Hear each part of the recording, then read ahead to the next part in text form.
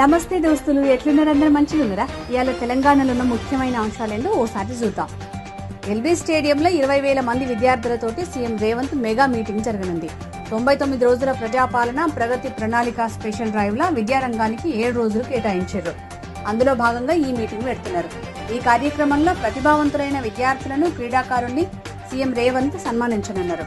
విద్యారంగం, పారిశ్రామిక రంగాల్లో ఏఐ ప్రభావం, మార్పులపై సందేశం ఇవ్వనున్నారు. తెలంగాణలో 2 ఏళ్లలో ప్రభుత్వం సాధించిన విజయాలు, అమలు చేసిన పథకాలను ప్రజలకు వివరించనుంది రేవంత్ సర్కార్. 99 రోజుల పాటు ప్రజాపాలన ప్రగతి ప్రణాళిక కార్యక్రమాన్ని చేపట్టనుంది. 10 అంశాలను ఎంచుకుని ప్రణాళికాబద్ధంగా కార్యక్రమాలు నిర్వహించనుంది. ఎప్పట్లెక్కనే ఫేక్ ప్రచారానికి అలవాటు పడిన బీఆర్ఎస్ పార్టీ మరోపారి తన బుద్ధి చాటుకున్నది. 2024 లోక్సభ ఎన్నికల నుంచి ఫేక్ సర్వేల పేరుతోటి ప్రచారం చేసినా ఓడిపోయింది.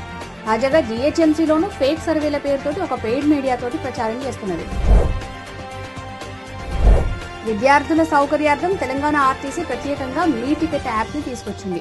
ఆ యాప్ల్ని బస్ పాస్ రెన్యువల్ చేసే అవకాశం అందుబాటులోకి తెచ్చింది. ఫిబ్రవరి 25 నుంచి ఈ సౌకర్యం అందుబాటులోకి రాగా మార్చి 3 వరకు దాదాపు 6,000 మంది యాప్ ద్వారా బస్ పాస్లను తీసుకొస్తున్నారు. తెలంగాణలోని 13 వర్సిటీల పరిధిలో త్వరలోనే 500 అసిస్టెంట్ ప్రొఫెసర్ల పోస్టులు భర్తీ చేయనుంది రేవంత్ సర్కార్.